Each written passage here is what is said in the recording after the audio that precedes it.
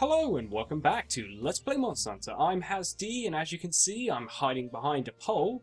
Well, not really, I'm just sort of hiding my weapon so there's that moment of suspense before I reveal it. But first, I want to talk to this lady here. Hello. All of a sudden, I stopped getting letters from my brother. In his last letter, he said each monster has its own element, so that you should take that into consideration when choosing an attack. I don't know what to do. What if my brother never comes back? I like how he's providing us with help, even though that he may have died, may have disappeared, may have been eaten by a monster. Who knows? He still gives us useful information. So yeah, he was just saying about that certain monsters have weaknesses to certain elements and that you should probably prep for them. However, you won't see most and have being able to use most elements until about 5-star and beyond. But never mind, I'm going to step out from behind this pole, and as you can see, I'm using the last weapon type I haven't used yet, the lance, and as you can see, it is huge, and it clips through that roofing bit. I don't know what that's called. It's like a, I can't remember. Wow, that's really bad. I can't even remember what the overlay I don't know, whatever that's called. Never mind. I'm going to come over here and talk to the chief. Hello.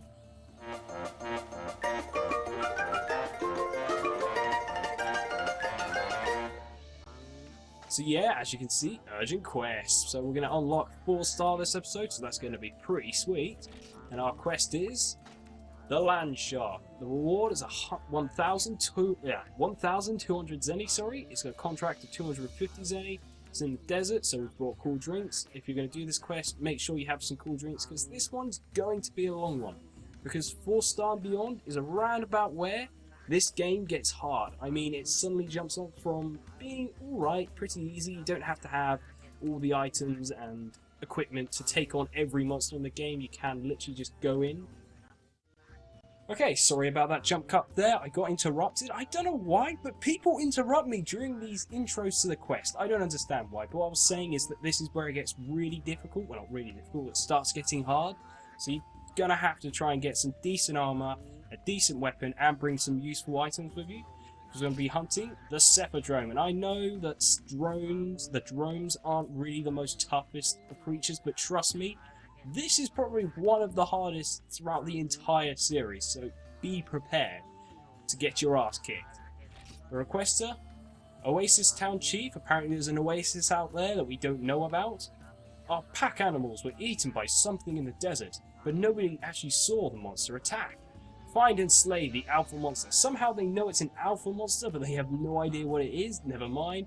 We're going to head out and start hard mode, or the difficult quest. So yeah, these quests are going to take us out into the really kind of the more tough terrain, the areas where you're going to need hot drinks and cool drinks and that sort of thing, and bring barrel bombs and stuff. So you're going to want to be prepared. I'll go over what's in my inventory in a moment. It's not quite as over the top as the first time I went to hunt the Yian Cuckoo, just to show things off.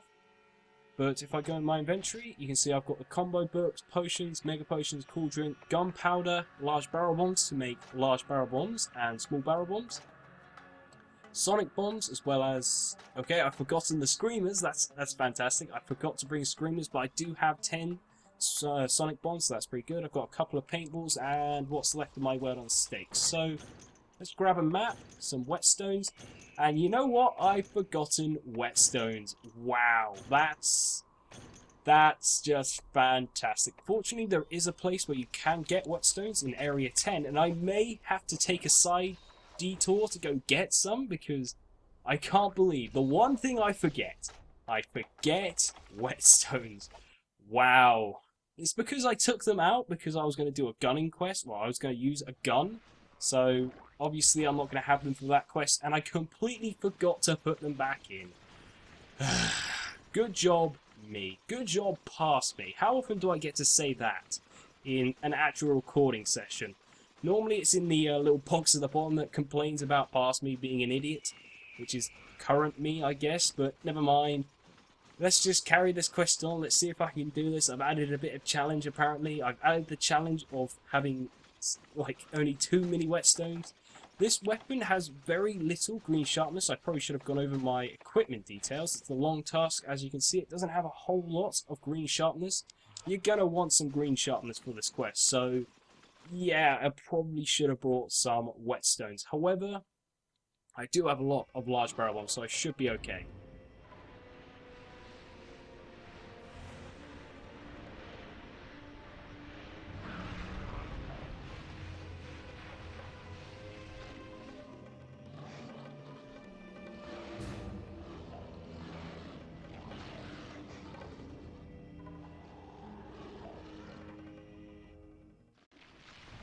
Okay, and here we go. That's our monster right there. It's going to run away.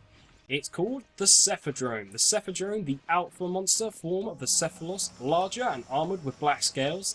They fit the appearance of a leader perfectly. Their fins hold paralysing toxics. So yeah, it's got paralysing subtype, special effect, I don't know, whatever you want to call it. It's got paralysing, so be careful. Ah! That was a bit random. He just suddenly appeared there. Yeah, so you want to watch out for the Cephalos. They're all over the place in here. So what I was saying is that they have paralysing. They're weak to lightning. If you can somehow have lightning at this point, I don't think you can. I think the earliest you can have is during 4 stars, so that's not exactly helpful. But otherwise, I would say attack the body. The rest of it is a little bit harder. Like the Cephalos, their fins are a little bit harder. The way that you're going to want to strategize this quest is that you want to find out where these guys stop, because the way they do it, as you can see, it stopped over there and here. They go around the area in a big circle in one direction or the other. They can change the direction they're going, and it will slightly change where they stop, but it's going to stop here in a moment. So let's get ready for that. Should have sonic bombs out. Throw one of them down. I'm going to drop some large barrel bombs just because I want to get off a lot of cheap damage really quickly, really easily. So let's drop a small barrel bomb as it turns round. Bam! Done a ton of damage. Now it gives me a chance to paintball it. So yeah, what I was saying about doing the loops, they go round the area in a circle. Ow, that hurts. They go around this area in a circle. They'll only go 3/4 of the way round the area every time, so they will stop at one section before where they stopped last time. The reason I chose a lance is because this thing doesn't have the greatest hitboxes. It's going to hit you in weird ways, like it will hit you with the hit check attack that the Cephalos have, and that attack from really weird angles, and it'll do some really weird stuff like that. It would sometimes hit you out here. It's really weird, and to be honest, having a shield is just slightly better. That's pretty much all I have to say about this. It's pretty much exactly the same as the Cephalos. I'll go over it in more detail when I start to spice it a bit more, but I want to go over the lance first. As you can see, if you hold down R1, you have a shield, which is really nice. It's the best shield in the game, and that's going to run away. Give me a chance to talk about it, and it's coming back for more. Just want to get out of the way. As you can see, it'll pop out the ground like that, like the Cephalos do. Yeah, this lance, as you can see, you can do a forward thrust like that, which is quite nice. You can also do an upwards thrust with down, so that's nice. If you press to the side, it'll just do a forward thrust. You do 3 thrusts in a go, and then you have to stop to recharge. But if you press circle and jump back, you can do a combo like that, just never-ending combo, which is really nice. So that's how you're going to want to go about it. If you press R1, you can get your shield out. That's also really nice. So now that I've explained those things, what I'm going to do is I'm going to combine some gunpowder with large barrel bombs. Probably should have organised that a little better. There we go. Let's get another one just because. Right, sonic bomb time. So, yeah, the way this quest is going to work is either use a sonic bomb to drag it out of the sand, or wait for it to stop in a certain area and keep hitting it. Eventually, it will pop out of the ground, and that'll give you a chance to attack it. So what I'm going to just do now is just lay into it a bit. Ooh, as you can see, my weapon sharpness has already decreased, which is not good. I'm going to have to try and hope to attack its underbelly where it is weak. As you can see, I can still pierce it here. If I was to attack it in the face or on its wings, it would not have as much effect because, okay, I don't know how I dodged that. So yeah, if you're near the front or near the tail, you'll be able to dodge that a lot easier. So I'm doing a lot of damage here, which is quite nice. Something else I want to note is that the reason I paintballed it, it doesn't really leave the area unless you die or you exit the area yourself. So it's not going to really run away until it's really weak, and it'll run away to a different area to heal. It's in rage mode now. As you can see, it's got sand coming out of its mouth. If I can get a good shot of its head. Well, it's not going to show me its head because it's being a jerk. There we go. As you can see, it's got sand coming out of its mouth. So that's a way you can tell that. So yeah, the reason I paintballed it was so that I can keep track of it in this area, because it'll be swimming around and I want to know exactly when I'm going to have to try and face it, because it'll come right up to me. Ah! Get away from that. So there we go. That's kind of what I want to explain. Ah! The reason I panic about that is because, as I said before, the hitboxes for it are not the best, and you don't want to be hit by that, because if you don't have like the maximum amount of health, like how I fully increased my stamina, if you don't have that level of health, it will destroy you, especially with armor like mine, which isn't the best. It's good enough, but it's not the best I could have. So I will get destroyed if I'm not careful. The tail swipe is similar. It's going to destroy you if that can make contact, so be warned. This thing is vicious, and there's a reason why people consider this to be where it gets hard. I'm going to drop some more large barrel bombs here, and set those off to get some more damage in. So there we go, bam! A bit more damage in, it's going to run away. And, oh, he's going over there. Let's see if I can get some hits in while he pops out of the ground. Lances are generally one of the faster weapons compared to great swords and hammers. However, they do have less damage to hit ratio, I guess, but then again, they're a lot faster for that reason.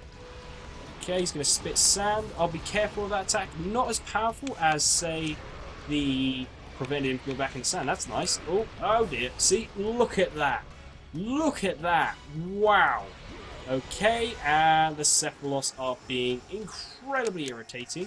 So you're going to want to watch out for that, because those guys, even though they're not as powerful, they more often than not will just be annoying you and just randomly take you down after the Cephadrome has weakened you enough. So be careful. This is a tough fight if you're not prepared. And it's fallen over. I'm going to drop preparing large barrel bombs. Rookie mistake. Let's drop that and then that. Okay. That's alright, since I managed to dodge a lot of damage. As you can see, its fin's gone down. That means it's weakened. It may run away now. As you can see, when it does that, it disappears under the sand and has that little trail of sand by it. And it starts to head over to Area 3. That means it's been weakened enough for it to go and heal. I know I was kind of cheap in this quest and used a lot of large barrel bombs, but trust me, that is how you're going to want to do these quests. And to be honest, that's how I'm going to be doing these, because, okay, I've got a time, well, I haven't got a time limit, but I don't want this to drag on for an age. It's already gone on for 15 minutes, so you can see how tough it is, considering I've dropped, I think it's 5 or something barrel bombs on it now, large barrel bombs. So yeah, it's tough. If you're not careful, it will destroy you, like I've said. That's all I've said about this thing so far. But yeah, it will destroy you if you're not careful. So let's head in here, and as you can see, it's gone blue. Something to be warned about this area is, even though it doesn't need a cool drink, it is the most annoying area of all, because the Malinxes and the Approsaurus in here will just annoy the living hell out of you. They are a pain in the arse. Hopefully this will take it down. Not quite. Let's just get in there, finish it off. That should have taken off a lot of the healing it got from sleeping. There we go, and it's down. So yeah, I know that was kind of cheap. You didn't really get to see a whole lot of it there, but you saw enough of me fighting it. Well, fighting the Cephalos there, pretty much exactly the same as this, and you've seen it has pretty much the exact same moveset. Something to note is that you can get Cephalos fins from this, which this is the easiest place to get it. So if you're making the armor, this is probably the easiest place to get those 5 Cephalos fins, or you're making the weapon. As you can see, I got 2 fins, so I'm already 2 fins closer to making it, so that's not bad. So there we go, that guy's down. That wasn't too bad. Again, I'm sorry I used a lot of large barrel bombs. I know that's kind of cheap, but at this point in the game, I don't have the weapons or the armor to make up for the fact that this thing is so tough. The jump from easy to hard mode is ridiculous. I mean, you saw how much damage this did, so just be careful when doing this quest. It is a tough one if you're not prepared and you haven't done it before. Trust me, this is the quest that I got stuck on so much as a kid. When I first played this game, I could never do this quest. I was stuck on this for so long until I actually got some decent skills, like I could actually coordinate fighting this thing properly. It is quite tough. So there we go. As you can see, you get burst well, you can get burst arowana, I think that's how you pronounce it, or there is another fish, I can't remember its last name, but it's bomb something, it might be bomb arowana. They are the materials that you use to combine to make the level 2 and level 3 crag, I think it is, or cluster. They're the materials you use. So there we go, let's pick those up. And as you can see, large monster bones. We've only just had the medium monster bone bio, but I'll put a link in a moment for the large monster bone bios. You can click on the link in a moment. And Piscine Fangs. Something to note is that I was slightly wrong in the Liver of Legend quest. So they said, oh, I didn't get any Cephalos materials in the rewards. You can't. You can only get Piscine livers, Piscine liver, not livers, fangs in the rewards. So it's impossible to get Cephalos scales and Cephalos fins. You have to hunt them down and get them as a card from them, which is kind of unfortunate, but that's just the way it goes. So let's go to the reward screen. I got a decent amount of money, but considering how many fire herbs and nitro shrooms and large peril bombs in general I used in this quest, probably not quite worth it, but it was worth it to clear this quest. So there we go. We have done that, we have done that, we have done that, and now I'm going to cut to the large monster bone bios. So cutting to that. Okay, and fewer weapons than I thought today, because originally I thought we were going to do a lot of large monster bone weapons, but it turns out that actually we don't have that many, because it turns out that a lot of them require one thing or another that allows you to create that weapon. So I'm only going to be covering ones that are really low down in the tree, or they're just ones that don't require a whole lot of stuff and they're easy to get, such as our first weapon, which is the Bone Broadaxe, which is a side branch to the Iron Hammer tree. So this weapon, it only requires a few things. As you can see, it only requires small monster bones, medium bones, and large monster bones, and the usual bone related stuff, and only one monster fluid, which you may have at this point. It's not too bad. However, this weapon, it's not exactly great late game, since this is the end of its tree. It won't get any better than this, so if you're hoping it'll get better, this is as good as you're going to get from this tree. So later on, I'll suggest you maybe go on to a different weapon. It's similar to the Serpent Blade from the Great Sword Bone Tree, which doesn't really improve as far as it hopefully would, or should improve to, but never mind. That's it for this weapon. We're going to move on to our next weapon, which is the Koot Chin. The Koot Chin, as you can guess, it uses Koot materials, and it's actually quite a late weapon in the Bone Hammer series. It's one of the final weapons. It's one before the end, so as you can probably guess, requires a lot of materials. As you can probably guess, uses Koot materials. It uses Giant Beak, which is one of the rarer drops that you can get from a Yian Koot. When I was hunting it for about, I don't know, about 6 hours, I probably got about 3 or 4 of these. So yeah, they're not exactly rare. They're the second rarest thing you can get, so don't worry, you're not going to be there for hours and hours and hours and hours and hours and never get one. You'll get one after a couple of them, so don't worry, it's not too bad. As a weapon, it's a pretty decent weapon. It's got 728 attack, which is not bad for a hammer. It does get better. It's got green sharpness, at least a little bit. Not quite amazing sharpness, but once you eventually get the final version of this, it is an amazing weapon. I would highly suggest using it late game. It's a fantastic weapon. It can take down a Koot in like 5 minutes flat. I mean, I've done it in less than 5 minutes before when I'm really lucky. It's a really nice weaponry, and this weapon is fantastic for anyone looking for a good hammer. Koot Chin, really good. But moving on to our final weapon, which is a lance called the Barbarian Tusk. The Barbarian Tusk is a mid-game lance in the Bone Lance tree, so it's a decent weapon. As you can see, it doesn't have any green sharpness yet, but it will get some, and it will improve into better weapons once you acquire certain materials towards the end of 4-star, so it's definitely something to maybe improve while you're going through 4-star, but not exactly something you would use. As you can see, it's got 299 attack. That's pretty decent. It's not too bad, but it's not something I'd probably use at this point just due to how low its sharpness is. I'm not saying it's a bad weapon, I'm just saying it still has a little time to go before it's improved into something that's really, really nice. That's all of the weapons that I can now create using large monster bones at this point in the game, so for now, let's cut back to the video. Okay, and I've cut back to the village, so there we go, we've completed that quest. If I was to go over to the chief now and talk to him, hello, and look, we've unlocked 4 stars, so that's pretty sweet. We can now do all of these quests, and the first one on the list, bring me eggs. Ah, the humanity. The huge manatees. But never mind, that's our... Well, it's not our next quest. I'm not doing that one next, don't worry. I'm not going to torture myself that much yet, but I am obviously going to do it at some point. So there we go, we've taken down the Cephadrome. I will admit that was a little cheap the way I did it, but I had my reasons. And I feel kind of bad about doing it that way. I will admit there probably were more suitable ways of doing that quest. I will admit that. And to be honest, it did feel a little cheap, but never mind. Next time, I won't do it that cheaply. I'll probably limit myself by how many large barrel bombs I'm going to carry, unless it's a very tough monster I'm trying to fight. So, until next time, like, comment, subscribe, and all the other good stuff. I've been HazzD, and I'll see you next time.